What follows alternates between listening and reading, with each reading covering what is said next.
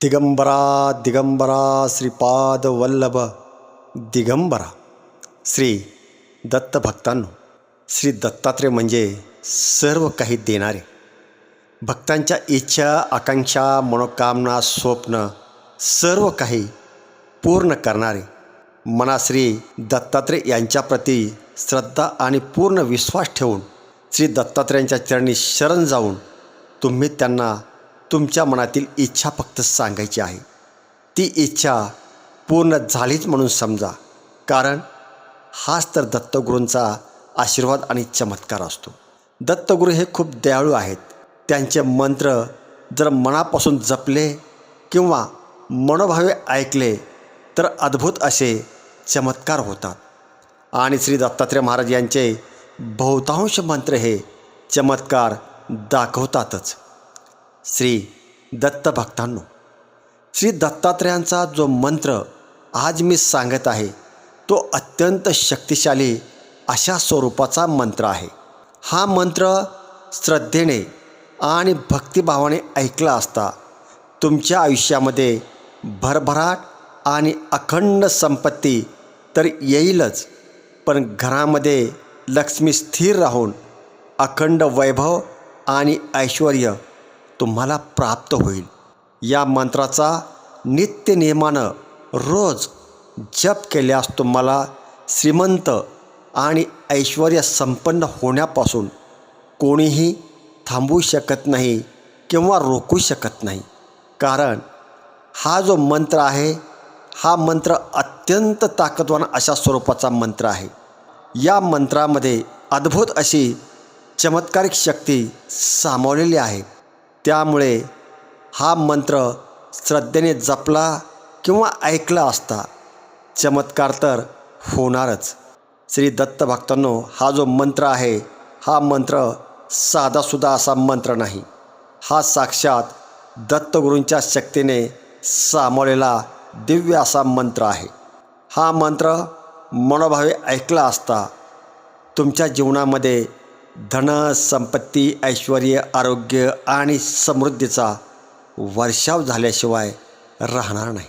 श्री दत्त भक्तांनो, जर तुमच्यावर विविध संकटे असतील, समोर अडचणी उभ्या असतील, तुम्ही कर्जबाजारी झाला असाल, घरामध्ये गरिबी दारिद्र्य असेल, कुटुंबामध्ये ताणतणाव असेल, घरामध्ये नकारात्मक ऊर्जा सामावली असेल, तर हा मंत्र घरामध्ये लावून ठेवून आणि मन शांत ठेवून नुसता मनोभावे ऐकण्याचा प्रयत्न करा आणि मग बघा या मंत्राचा चमत्कार. विश्वासाने सांगतो, हा मंत्र ऐकायला सुरुवात करताच तुमचे नशीब बदलायला लागेल. तुमच्या आयुष्यातील दुःख संकटे अडचणी दूर होऊ लागतील. हा जो मंत्र आहे हा मंत्र श्रद्धेने ऐका. श्री दत्तगुरू तुमच्या सर्व इच्छा नक्कीच पूर्ण करतील. फक्त श्रद्धा आणि विश्वास ठेवा. मनामध्ये कोणतीही शंका न ठेवता हा मंत्र जपण्याचा किंवा ऐकण्याचा प्रयत्न करा. बाकी सगळं काही आहे ते श्री दत्तगुरूंच्या चरणी अर्पण करा आणि मनापासून श्रद्धेने श्री दत्तगुरू यांच्यावर पूर्ण विश्वास ठेवून या मंत्राचा जप करा. बघा कसा चमत्कार होऊन तुमचं नशीब बदलायला लागेल. तर श्री दत्त भक्तांनो, चला पुढील काही मिनिटे आपणही श्री दत्तात्रयांच्या या दिव्य अशा मंत्राचा काही मिनिटे जप करूया. ओम नमो श्री गुरु दत्तात्रयाय कृपाळू अवधूताय धनसंपत्ती प्रदाताय नमः. ओम नमो श्री गुरु दत्तात्रयाय कृपाळू अवधूताय धनसंपत्ती प्रदाताय नमः. ओम नमो श्री गुरु दत्तात्रयाय कृपाळू अवधूताय धनसंपत्ती प्रदाताय नमः. ओम नमो श्री गुरु दत्तात्रयाय कृपाळू अवधूताय धनसंपत्ती प्रदाताय नमः. ओम नमो श्री गुरु दत्तात्रयाय कृपाळू अवधूताय धनसंपत्ती प्रदाताय नमः. ओम नमो श्री गुरु दत्तात्रयाय कृपाळू अवधूताय धनसंपत्ती प्रदाताय नमः. ओम नमो श्री गुरुदत्तात्रेयाय कृपाळु अवधूताय धनसंपत्ति प्रदाताय नमः।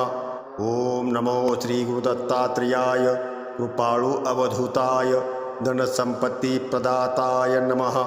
ओम नमो श्री गुरुदत्तात्रेयाय कृपाळु अवधूताय धनसंपत्ति प्रदाताय नमः। ओम नमो श्री गुरुदत्तात्रेयाय कृपाळु अवधूताय धनसंपत्ति प्रदाताय नमः। ओम नमो श्री गुरुदत्तात्रेयाय कृपाळु अवधूताय धनसंपत्ति प्रदाताय नमः। ओम नमो श्री गुरुदत्तात्रेयाय कृपाळु अवधूताय धनसंपत्ति प्रदाताय नमः। ओम नमो श्री गुरुदत्तात्रेयाय कृपाळु अवधूताय धनसंपत्ति प्रदाताय नमः। ओम नमो श्री गुरुदत्तात्रेयाय कृपाळु अवधूताय धनसंपत्ति प्रदाताय नमः। ओम नमो श्री गुरुदत्तात्रेयाय कृपाळु अवधूताय धनसंपत्ति प्रदाताय नमः। ओम नमो श्री गुरुदत्तात्रेयाय कृपाळु अवधूताय धनसंपत्ति प्रदाताय नमः। ओम नमो श्री गुरुदत्तात्रेयाय कृपाळु अवधूताय धनसंपत्ति प्रदाताय नमः। ओम नमो श्री गुरुदत्तात्रेयाय कृपाळु अवधूताय धनसंपत्ति प्रदाताय नमः। ओम नमो श्री गुरुदत्तात्रेयाय कृपाळु अवधूताय धनसंपत्ति प्रदाताय नमः। ओम नमो श्री गुरुदत्तात्रेयाय कृपाळु अवधूताय धनसंपत्ति प्रदाताय नमः। ओम नमो श्री गुरुदत्तात्रेयाय कृपाळु अवधूताय धनसंपत्ति प्रदाताय नमः।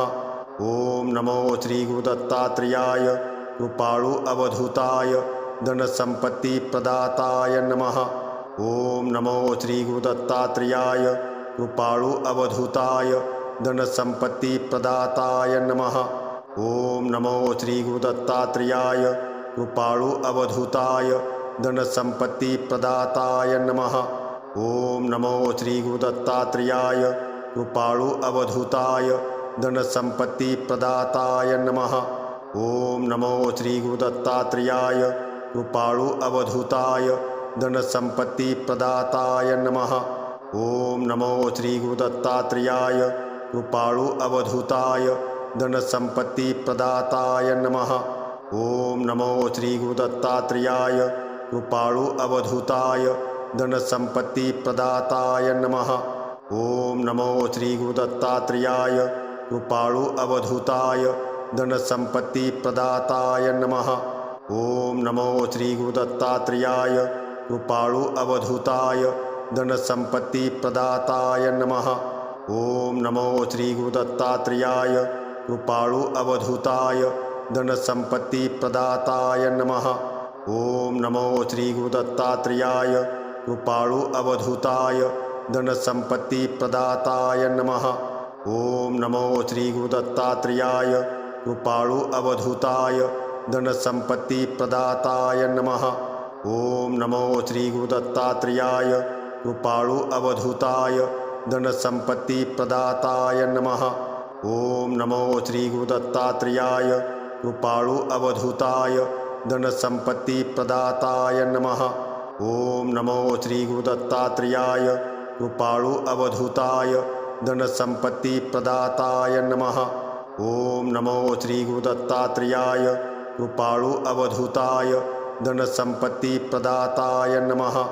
ओम नमो श्री गुरुदत्तात्रेयाय कृपाळु अवधूताय धनसंपत्ति प्रदाताय नमः। ओम नमो श्री गुरुदत्तात्रेयाय कृपाळु अवधूताय धनसंपत्ति प्रदाताय नमः। ओम नमो श्री गुरुदत्तात्रेयाय कृपाळु अवधूताय धनसंपत्ति प्रदाताय नमः। ओम नमो श्री गुरुदत्तात्रेयाय कृपाळु अवधूताय धनसंपत्ति प्रदाताय नमः। ओम नमो श्री गुरुदत्तात्रेयाय कृपाळु अवधूताय धनसंपत्ति प्रदाताय नमः। ओम नमो श्री गुरुदत्तात्रेयाय कृपाळु अवधूताय धनसंपत्ति प्रदाताय नमः। ओम नमो श्री गुरुदत्तात्रेयाय कृपाळु अवधूताय धनसम्पत्तिप्रदाताय नमः। ॐ नमो श्री गुरुदत्तात्रेयाय कृपाळु अवधूताय धनसम्पत्तिप्रदाताय नमः। ॐ नमो श्री गुरुदत्तात्रेयाय कृपाळु अवधूताय धनसम्पत्तिप्रदाताय नमः। ॐ नमो श्री गुरुदत्तात्रेयाय कृपाळु अवधूताय धनसम्पत्तिप्रदाताय नमः। ॐ नमो श्री गुरुदत्तात्रेयाय कृपाळु अवधूताय धनसम्पत्तिप्रदाताय नमः।